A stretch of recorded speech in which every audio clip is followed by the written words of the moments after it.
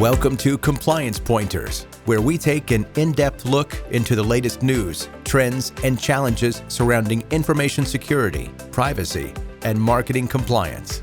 Let's dive in with your host, Jordan Eisner. All right.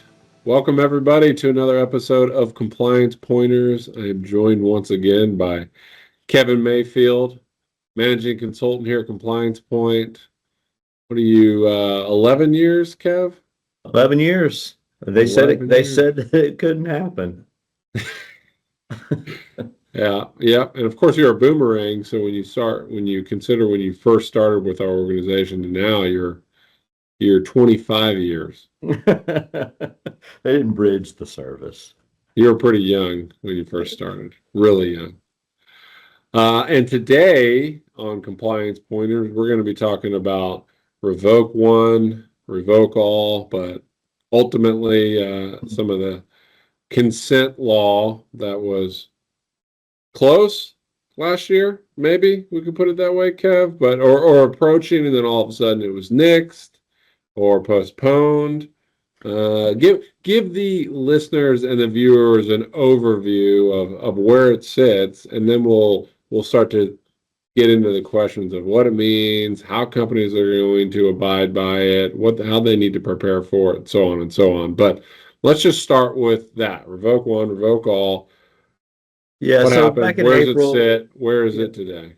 Yeah, back in April, the FCC instituted some rules that went into effect around revocation of consent. And the rules apply to any I'm using air quotes here, robocalls or robo-texts. So that is a call or text using an automatic telephone dialing system. We could probably have another podcast on what the definition of an ATDS is, but if you're using an ATDS to call or text, then you had to institute, texting in particular, institute 7 words that they said you have to recognize. Things like stop, end, unsubscribe, cancel, opt out, revoke, I think might have been in there. And then they also said, though, that you can't restrict people to those words. You gotta, people can opt out using any reasonable means, right? So if they use some sort of phrase or something like that in their response, we see people responding, cease and desist all communications. I don't want these messages anymore. Things that these automated systems don't. And more colorful things. Yeah. Middle finger emojis, some expletives. Mm-hmm. But so that went into effect in April. The other part that got extended, they extended out for a year, is the kind of what you mentioned, the revoke from one is a revoke from all. So the challenge there came from really these large financial institutions like banks. Think about a bank, right? So I opt into low balance alerts, and I opt into every time my debit card gets charged, I want a text message, and I opt into fraud alerts, right? Well, and then they send me a low balance alert, and I say stop, and unless they clarify what that's going to apply to, then they got to apply it all across the board, right? Right. And so that was postponed. That was, yep. But it's on the calendar to go into effect again in April of 26. Okay. All right. And that is the reason for the podcast today. Maybe we'll just start with likelihood it's postponed again. Likelihood. Okay, so they're going to stick with the date. Because that's going to give maybe compelling reason to listen further. Yes, right. So the FCC just voted on and passed unanimously to potentially amend some of its own rules. And it was a little bit bizarre when the thing first came out, because not only did they want public comment on the revoke from one as a revoke from all, but they also talked about removing the requirement for to maintain an internal DNC list. because they said that, the telemarketing sales rule by the FTC, it already covers that, so we don't need that. They've since pulled that back. Their unanimous vote was on something that did not include that, so they pulled that piece back. But they've got some abandonment things in there and things of that nature that they're saying, are these really needed, because they're duplicative of the FTC's rules that are already in effect. But anyway, lumped in that was this Revoke One, is a revoke from all, and they want public comment on whether or not that's really needed, and whether that should be the rule or not. So right now, When's that happen? I don't know if it's been published in the Federal Register yet, but once it gets published in the Federal Register, they open it up for public comments, and then there's a 60-day period, something like that. It just doesn't seem logical, because of the example you gave, right, with the financial institutions, and to throw something out there to even further complicate it. I was told by another person, and they were under the impression that multi-factor authentication text messages would be included. So if you opt out of, for instance, maybe low balance text message and alerts, and you say stop, and the one revoke is Revoke All, and they got to opt out of everything, then you're trying to authenticate some sort of system, and they can't text you your authentication code because of that. That just seems. What's your take on that? I mean, I think generally speaking, when I'm speaking as a consumer, whenever I log into, I'm trying to log into my bank or whatever, and it'll say, click here to send a code, right? To send your a text message to this number. I mean, I think you could make the argument that it's an informational message. Informational message. You're reestablishing express consent because you're asking for it to be sent. I don't know. I think it'd be a tough argument. So maybe that's a misunderstanding on my side. I was under the impression that the Revoke One, Revoke All was solicitation and information. You're saying information is carved out of it? No, it's not carved out, but you could reestablish express consent, right? You can opt out, and then you can opt back in, for lack of better terms, right? Oh, you're saying that clicking the text me is basically an opt-in every single time. Mm-hmm. Okay. You could certainly make that argument. Sure. Yeah. Yeah. Okay. Well, yeah, I didn't think of that one. That's why I'm on the phone with an expert, so you can reassure me on things like that. So that makes sense. But yeah, still across the board though, other alerts and things like that. And I understand you don't want to maybe, my internet provider. I of course want to hear the informational things, but I don't want necessarily the sales things. They seem to come. Now I have to worry as a consumer, if I opt out of that, am I going to get the informational stuff? Right? Yeah.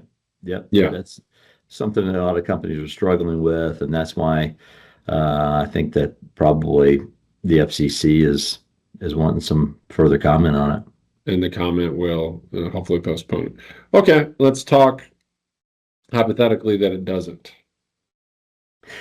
Hypothetically, what are we going to tell people? What are we going to tell companies to do? Yeah, so I mean, if you think that you're sending robo-texts, right? And let's face it, I mean, I think that let's pause there, because you keep doing that, but my understanding is it's a pretty wide definition. Yeah, and well, I think that anybody that knows anything about this stuff, even if they think I'm not using an ATDS, and I would die on that hill in a courtroom that I'm not using an ATDS, if push comes to shove, they still want to follow the rules as if they are using an ATDS, so that they don't get themselves into a position where they might have to make that argument. Right. So if you're going to take the the stance that, hey, I'm going to follow the rules as if I'm using an ATDS. You send, in our example with the bank, right? I'm opted in. They're opting into 3 different things, and I get the low balance alert text. I reply stop.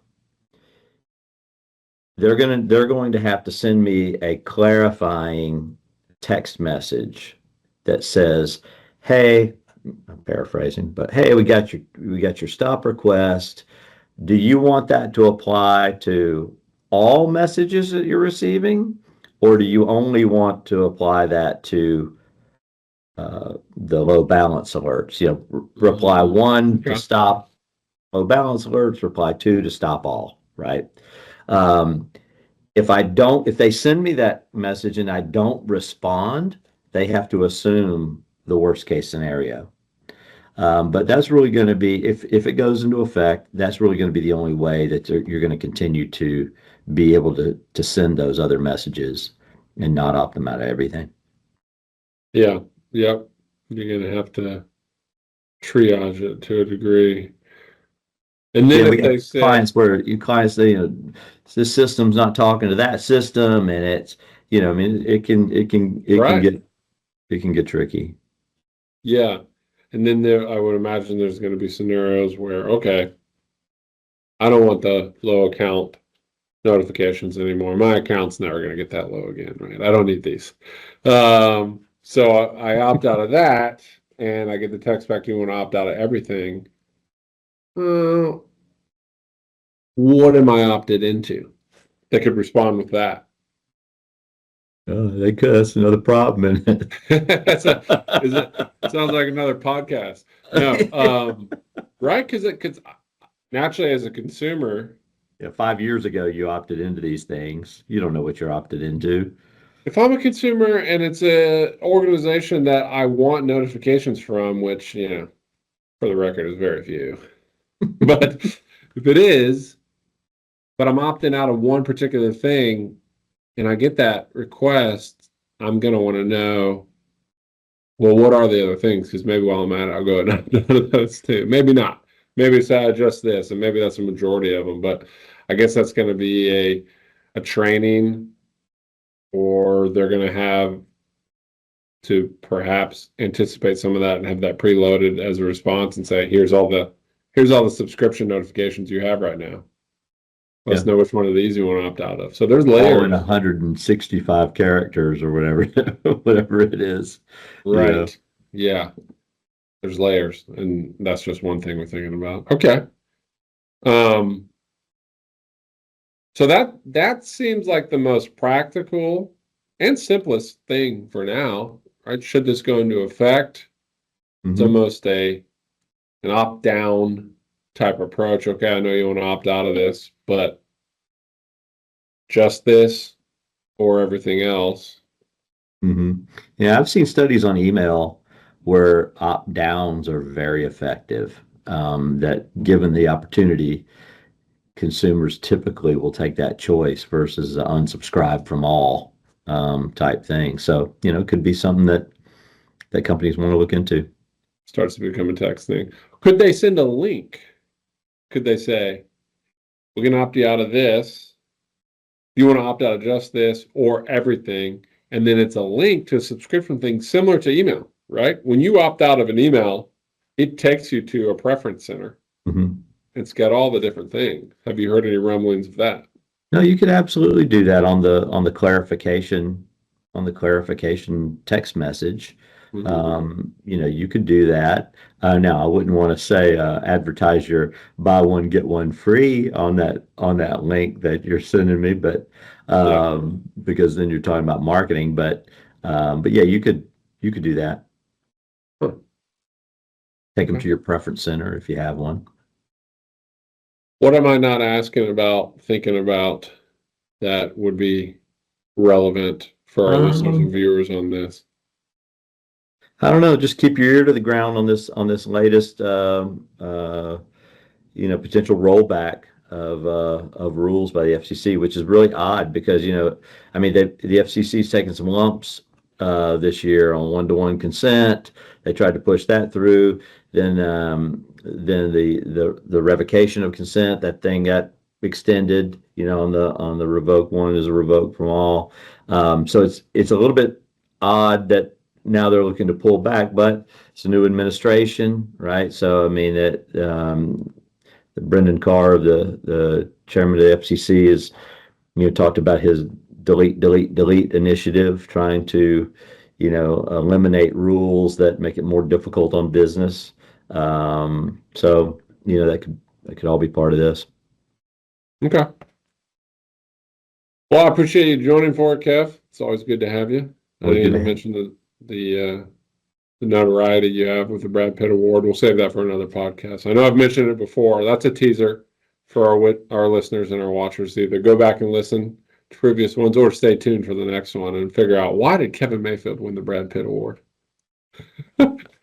For anybody still on the line, just a reminder, we kind of dove right into this topic today, but Compliance Point has been advising organizations around topics like this for the better part of 2 decades.